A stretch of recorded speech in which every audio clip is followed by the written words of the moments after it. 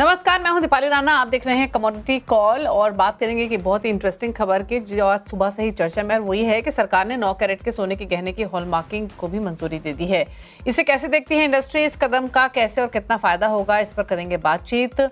हमारे साथ इस पर बातचीत करने के लिए लाला जुगल किशोर ज्वेलर की डायरेक्टर तान्या रस्तोगी हैं, प्रत्यय फिनमार्ट के डायरेक्टर मनोज कुमार जैन हैं। आप दोनों का ही स्वागत है शो में।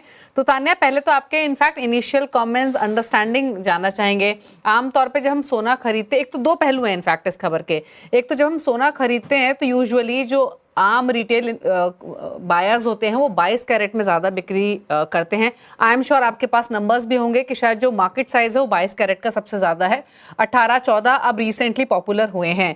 दूसरी तरफ जब हम गोल्ड खरीदते हैं तो सिर्फ ज्वेलरी या फिर पहनने के पॉइंट ऑफ व्यू से नहीं, हमारे यहाँ पर इंडिया में ट्रेडिशनल पॉइंट ऑफ व्यू इसको एक इन्वेस्टमेंट पॉइंट ऑफ व्यू से भी माना जाता है। तो ऐसे में 9 कैरेट गोल्ड की कितनी रेलेवेंस है, हॉल मार्किंग को जो अप्रूवल दिया है, कैसे आप इसे देखती हैं? और अगर हम डिफरेंशिएट करें मार्केट साइज 23, 24, 22, 18, 14, किस तरीके का मार्केट है फिलहाल? Hello Deepali, how are you and hi to your viewers. ये जो 9 कैरेट का अपना मैंडेट आया है, ये काफी इंटरेस्टिंग मूव है। अभी इसका रेलेवेंस जितना भी है उससे ज्यादा उसका पोटेंशियल है, क्योंकि विद द करंट प्राइसेस अगर आपने ट्रैक करा हो, देखिए एज ऑफ नाउ सबसे बड़ा जो बाइंग है ज्वेलरी के लिए वो 22 कैरेट में ही होती है। 18 कैरेट भी एग्जिस्ट करता आ रहा है, 14 कैरेट भी एग्जिस्ट करता आ रहा है, बट इंडिया में सोना बहुत इमोशनल बाय है और उनको प्राइस हाई देने से कोई प्रॉब्लम नहीं है एज लॉन्ग उसकी श्योरिटी हो। एक पहले भी मैंने आपके उसमें बताया है कि वर्ल्ड गोल्ड काउंसिल का एक सर्वे हुआ था, उसमें 48% पीपल सेड कि हम जितना भी सोना खरीदते हैं उससे भी इंडिया के उससे भी ज्यादा खरीदना चाहते हैं, सिर्फ हम उसकी प्रोसेस को ट्रस्ट नहीं करते हैं। ये वहां से चीज चल के आई है, ये थॉट प्रोसेस कि जो भी बाइंग हो, जो भी सोना चाहे खरीदे चाहे बेचे, उसमें जितनी ट्रांसपेरेंसी होगी सोने को खरीदने की एक्सेप्टेंस उतनी इजी रहेगी। अच्छा, अभी करंटली गांव हो, देखिए हमारा मोटा मोटा जो बाइंग होती है, चाहे जो भी लिखा हो, जो भी आप डेटा कर लीजिए, I don't care.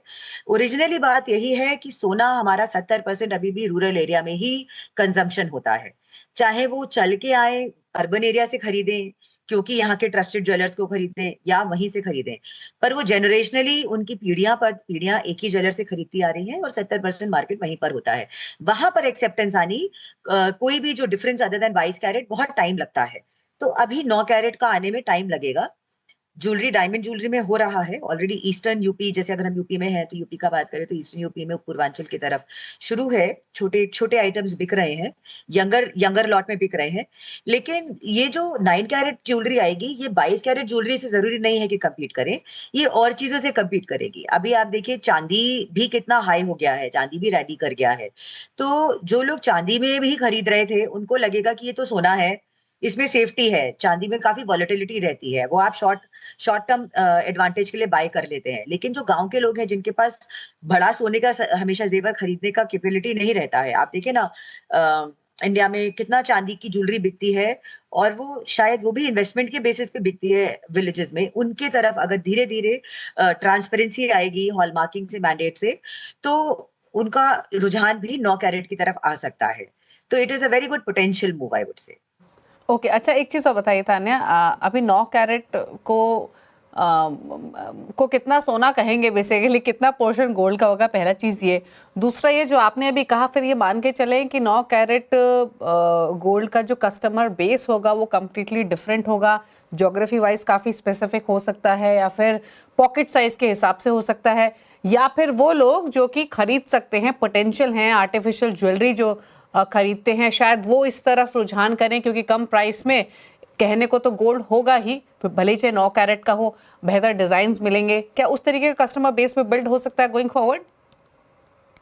Ji exactly मैं यही बोलना चाह रही हूँ। जैसे कि शादी की ज्वेलरी अभी भी कोई 18 कैरेट में हमारे यहाँ एक्सेप्टेंस नहीं जल्दी आती है मार्केट में, 22 कैरेट में ही एक्सेप्टेंस है।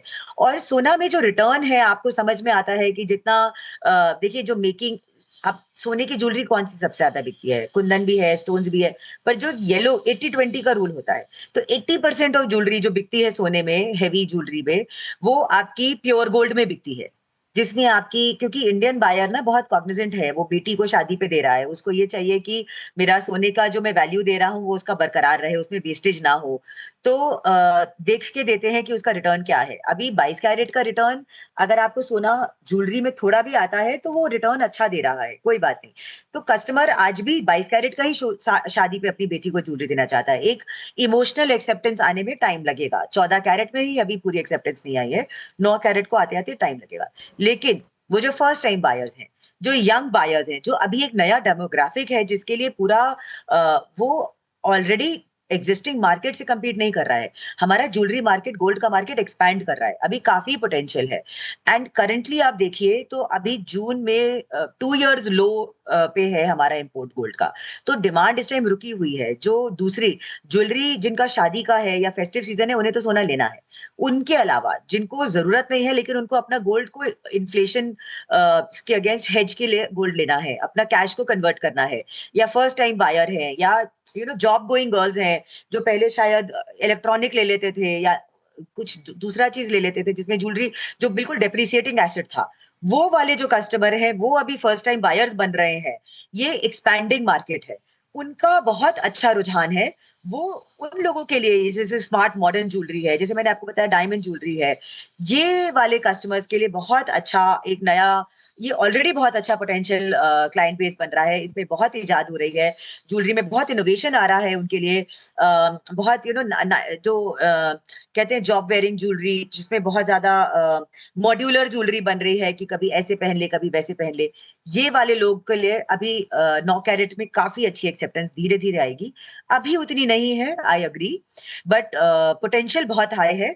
एंड वंस इट ट्रिकल्स, जहां शहर में आती है वो ट्रिकल डाउन इफेक्ट आता है, धीरे धीरे वो बड़े दुकानदार आपके रखने लगते हैं, क्योंकि 30% is a very big number. उनका स्टॉक रखने लगते हैं, जहां स्टॉकिंग होने लगेगी वहां एक्सपोज होएगा towards the urban, towards the rural customer as well, and then वो ट्रिकल होके उधर भी एक्सेप्टेंस आएगी। ओके, चलिए, थैंक यू तान्या आने के लिए शो में और अपने व्यूज़ इस खबर पर देने के लिए और समझाने के लिए कि एग्जैक्टली क्या रेलेवेंस गोइंग फॉरवर्ड होने वाली है, फिर कौन से बायर्स रहेंगे इस ज्वेलरी के। रुकना इसी के साथ एक ब्रेक के लिए, लौटेंगे तो मनोज कुमार जैन हमारे साथ मौजूद हैं, उनके ट्रेड्स लेंगे। जल्द वापस आते हैं छोटे से ब्रेक के बाद।